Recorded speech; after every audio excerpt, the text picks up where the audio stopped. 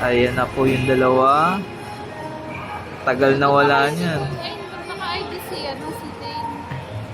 Te, saan kayo nag-cutting? Ba't kayo nag-cutting? Pasok ka ba? Galing sa school, oh. Bebe lang siya. Huli, galing sa school, oh. Mga naka-ID. Bebe lang to. Oh. Bebe lang to. Ay, wala lang. Oh, let's go. Tayo kumain na. Yan, alam mo. Ayaw namin ng I-celebrate natin ang birthday ni Dave. Kasi nagtatampo na yan. lalaki. Nagtatampo na kasi yan. Saan tayo mag-celebrate? Uy, saan tayo? So guys, we are here at Samgip Salamat. Ganun mag-vlog. Oh, yan. Hi guys! So yan, nandito kami sa Samgip. Sweet! Nak, hanap ka nak. Picture kay tatay. Dali, picture kay tatay. Ayoko. Aray! So, ginagawa po nila akong taga-video. Grabe. Mag-intro ka na. Hi guys! Ngayon nga po ay aming celebrate ang birthday ni Dave. Kailan ba birthday niya?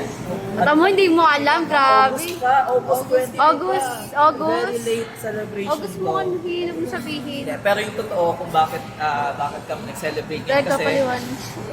inire-ready ko na sila dahil malapit na ang December. Na-prepare ko sila or kinokondisyon ko sila dahil nga medyo madugo ang aming gagawin sa mga susunod na buwan.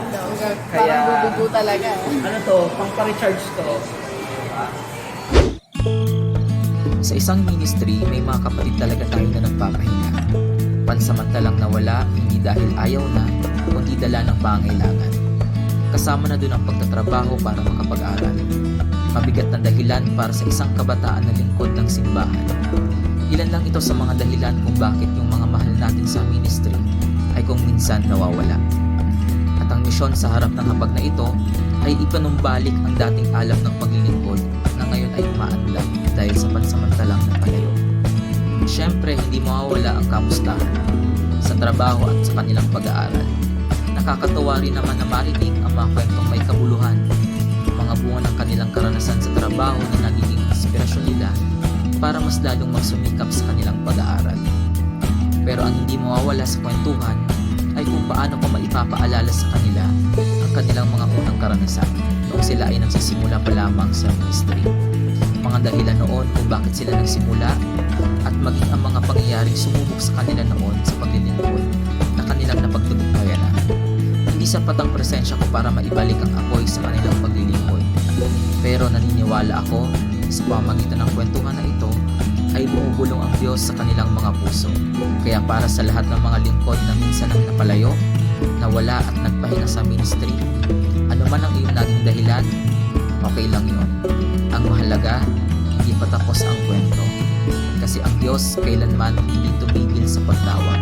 Isa-isa niya tayong tinatawag muli, hindi para sisihin, hindi para yakapin, pagalingin at pag-alabin ulit ang apoy ng paglilingkod.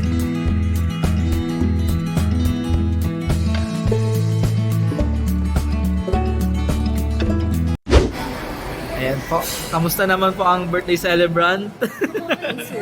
Lang guys. Oh, busog na. Kamusta naman ang isa nating nawawalang kaibigan? Matagal na nawala.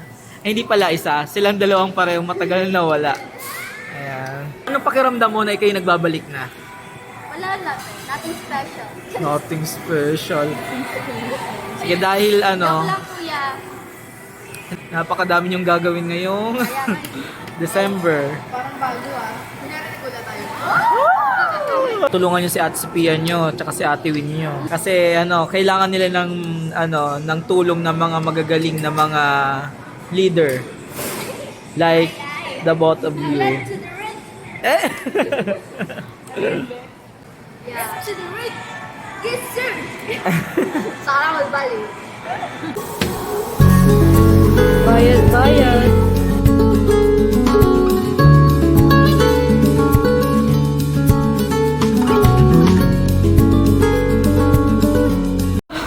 Busog na po ang mga person. Yeah. Tahimik na sila. Ay, ganun na. Tapos na natin. Kapag busog talaga na tumatahimik na. Nakakaanto ka, no? Tapos mamaya sasayaw pa kayo. Yeah. Let's go na ba? Sige, let's go na daw. Let's go. Ito po si Dane Mariel, ang apprentice po at OJT ng kumpanyang ito. Ayan. Oh. Ayan. Sila po ang kanyang mga subordinate. Coordinator. Kanya naman, Di ikaw ang OJT ka lang, huwag kang assuming. Sila talaga yung mga empleyado. Ayan sila. At ikaw ang OJT. Madalas may mga hindi inaasahan talaga na makikita sa daan. Mga kasamahan sa ministry noon na magpahanggang ngayon ay kaibigang tunay pa rin na maituturing. Ating kilalanin si Baby na isa sa aking matalik na kaibigan, kasama ang kanyang asawa ni Sir Joshua at si Cathy na kapatid naman ni Baby, kasama rin si Marcus na aking inaanak. Diba? Sana hindi kayo nalito. Sila, buti pa sila na kapatid ni Marcus. Anong masasabi mo? Hello! Happy birthday to you! Happy birthday to you!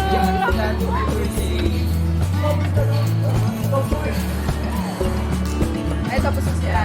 Sila pa ay pa-uwi na ngayon. Mic ka na. Ano mic? Claudia! Niready ko lang kasi itong dalawa kasi matagal na wala sila.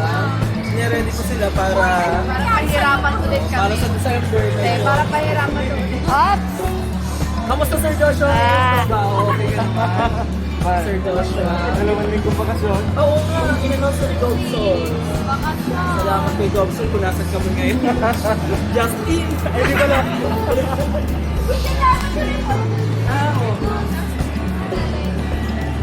Marco, say hi sa aking vlog. Makakakita ng 500 tao na. So ngayon ay kasalukuyan pa rin tayo nasa Robinson at titingnan natin kung sino pang mga makikita natin kakilala. Oh my God, ito na naman tayo. Lugi na naman.